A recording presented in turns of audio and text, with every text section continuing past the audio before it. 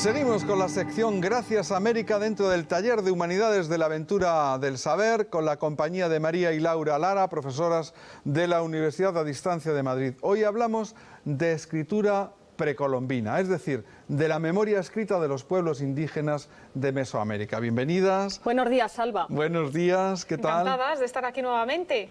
Oye, ¿qué se encontraron? ¿Qué tipo de escrituras encontraron los europeos que visitaron América en 1492? Pensemos que la escritura había nacido en Próximo Oriente hacia el cuarto milenio antes de nuestra era.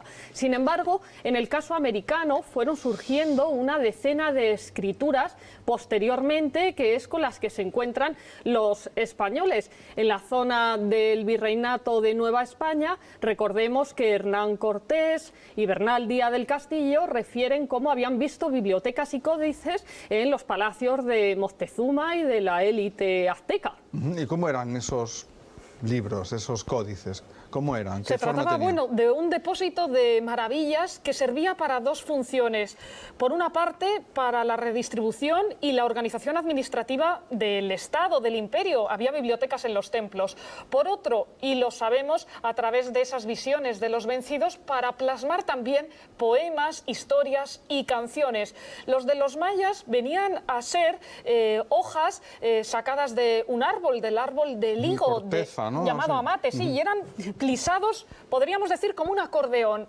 Así eran esos tratados que también en otros momentos se labraban directamente en la piedra como inscripciones. Los conquistadores españoles quedaron todavía muy sorprendidos, a pesar de ver una y otra de estas agrupaciones, de estas tribus, por el colorido que tenían y los pigmentos minerales que utilizaban para representar esas dinastías reales, humanas, pero zoomorfas. Productos de la naturaleza, por ejemplo, con hollín hacían el color negro. Los mayas crearon un tono, una gama de color azul que se llama así, azul maya, o con hematita, con el óxido de hierro, sacaban los tintes rojizos. Oye, todos yo creo que tenemos la imagen de un cordón con nudos, no un quipú. Hablemos de eso. ¿Cómo era ese tipo de escritura? Porque es extraña a la tradición occidental, ¿no? Podemos diferente. decir que la forma más antigua de escritura de América, que viene del 2500 a.C., con sus primeros registros, es el quipu, que se utilizó entre los incas en la zona andina, en lo que después de la conquista de Pizarro sería el virreinato de Perú. Y se trataba de un ramal, un cordel, bien de pelo de alpaca o también de algodón, del que colgaban otros hilos de colores. A través de los nudos se llevaba el cómputo, pero también se escribía literatura mediante ese complejo sistema. Y por eso los primeros virreyes de Perú decidieron utilizar el quipu también como un procedimiento administrativo de sus secretarios. Y es más, los evangelizadores, cuando cristianizan a los nativos, van a establecer como sistema que antes, mientras están haciendo el acto de contrición del penitente, pensando los pecados, pues que con un quipu fueran atando los nudos para que no se les olvidara luego al recitar de rodillas los pecados ninguno de esos que hubiera cometido. En Europa se empleaba el ábaco. Ajá. ¿Cuáles han sido las principales fuentes, ¿no?, para el estudio de la escritura precolombina?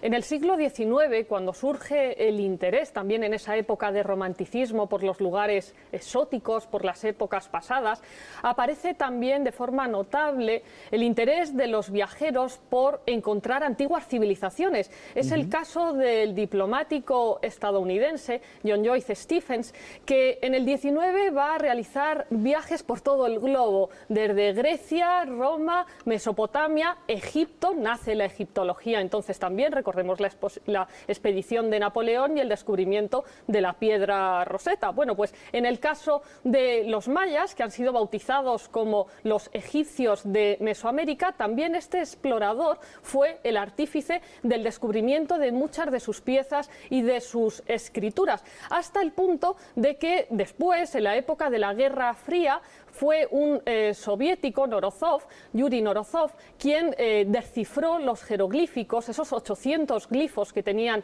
los mayas para escribir, y tuvo en cuenta lo que algunos evangelizadores españoles habían hecho, como Diego de Landa, un franciscano nacido en Cifuentes, al igual que la princesa de Éboli, era prácticamente su coetáneo, una generación el franciscano mayor que la princesa, había intentado ya descifrar algunos de esos códices. Lo triste es que este franciscano cometió un crimen, que fue destruir, ordenar quemar muchos de esos códices, pensando que ralentizaban la evangelización de la población nativa. ¿Y qué contaban esos códices? ¿Qué historias contaban la historia de las distintas casas reinantes, y de hecho se refiere en ese libro, en la relación de las cosas de Yucatán, que escribió Diego de Landa como crónica y como testimonio del momento, que los mayas lloraban cuando les quemaban los libros. Nos recuerda y bueno, nos crea pues esa sensación de dolor que vemos también en la metáfora de Don Quijote cuando le queman en ese auto de fe sus libros, su biblioteca, ¿no? Sus novelas de caballerías. Alonso de Zorita, hacia 1540, decía que unos ancianos mayas le habían relatado, leído algo de lo que ponían esos códices, y Fray Bartolomé de las Casas se lamentaría después de que apenas podía ver unos resquicios de las páginas porque estaban quemadas. Vaya. ¿Y de la escritura olmeca? Porque es quizá la más importante, una de las más extendidas. Sí, una de las pioneras en Mesoamérica. Para situar a la audiencia, pues tenemos el Cono Sur, que es donde estaban los incas, el virreinato de Perú, y en Mesoamérica es donde tenemos lo que sería el virreinato de Nueva España. Los olmecas eran unos ceramistas y unos escultores sensacionales, y ya hacia el siglo VI a.C. tienen una forma de escritura, porque de las tres altas culturas indígenas americanas, aztecas, mayas e incas, tenemos que tener en cuenta también la suma añadida de esos otros pueblos que van a tener también su propio sistema de llevar a cabo la crónica de sus gestas. ¿Y la escritura mixteca? Sí, bueno, esta he tenido ocasión de descifrar o de trabajar también con la historiografía circundante sobre este tipo de grafía cuando estaba yo como fellow en Harvard en 2009-2010 en el Peabody Museum, que es el Museo de Arqueología y Etnología, y es muy gratificante encontrarte con esas páginas donde aparece la lectura de arriba, no de arriba abajo, sino de abajo arriba y de derecha a izquierda, guiada a través de unos puntos o líneas rojas, y aparecen también esas familias de gobernantes que no sabemos si eran reyes o desde un punto de vista desacralizado de la autoridad divina, pero que se representaban los gobernadores como jaguares, como venados, y esa escritura se desarrolló pues en la zona mexicana de Puebla, y bueno, pues en realidad es un testimonio muy simbólico de lo que suponía para estos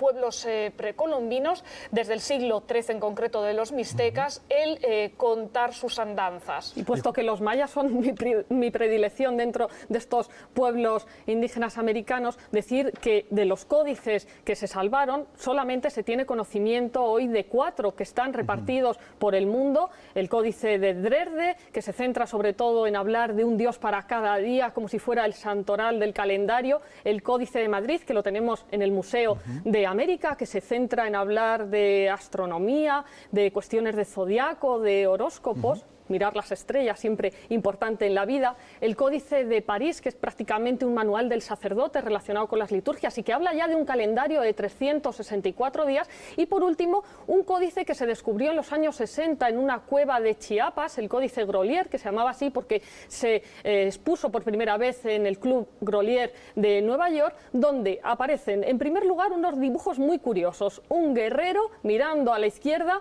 con un arma en una mano y en la otra con un cautivo agarrado con una cuerda. Aparecen ya los números, que son puntos y barras, siguiendo el sistema vigesimal, no decimal, como el nuestro, y también se hace referencia al planeta Venus, al lucero del alba, la estrella de la mañana. Nos dicen que nos queda poco tiempo y me gustaría que hiciéramos referencia al hecho de que este mes de octubre, ¿no?, creo que hace unas semanas se celebró el Día de las Bibliotecas, ¿no?, y se perdieron bastantes, bastantes códices, bastantes documentos importantes de la América precolombina como consecuencia de un mal endémico, parece, ¿no? Así es, a lo largo de las distintas etapas históricas ha habido fatídicas destrucciones de bibliotecas. Vemos cómo en el año 48 a.C., en tiempos de Julio César, se produce esa devastación de la biblioteca de Alejandría, donde quién sabe si no estaba ese códice misterioso, ese tratado de Aristóteles sobre la risa. Lo único que es capaz de desbancar el miedo es la risa. Y posteriormente, en 1945, con la bomba atómica, quedó también destruida la biblioteca de Hiroshima.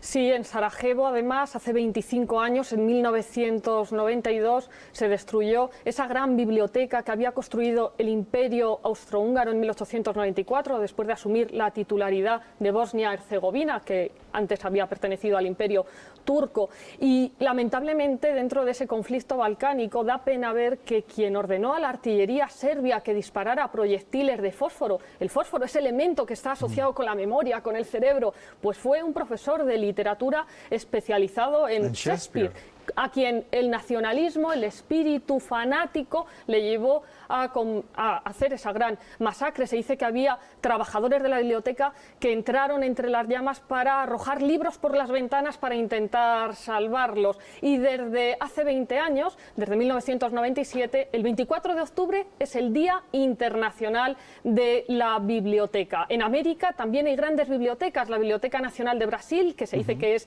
la más importante de Iberoamérica y séptima del mundo en tamaño. También la Biblioteca de la UNAM en México, que desde 2007 es Patrimonio de la Humanidad, al igual que la Ciudad Universitaria. Y así en tantos otros lugares del mundo, también en nuestros pueblos y ciudades, bibliotecas pequeñas que son lugar de acogida siempre para el lector, para el visitante. Y si me permitís, me gustaría traer aquí sobre la mesa de la aventura un antiguo proverbio hindú, de esas tierras que fueron hermanas también de América, las Indias orientales, que dice que un libro abierto es un cerebro que habla, cerrado un amigo que espera, olvidado un alma que perdona y destruido un corazón que llora. Seamos felices en las bibliotecas. Muy bien, pues muchísimas gracias. Yo creo que podíamos quedar dentro de 15 días para hablar de la monarquía de Japón, si os parece bien. Muy bien, un mundo tecnológico, pero que tiene que tener avances sociales, sobre todo en la defensa de la mujer. Muy bien, pues quedamos en eso, ¿vale? Un placer.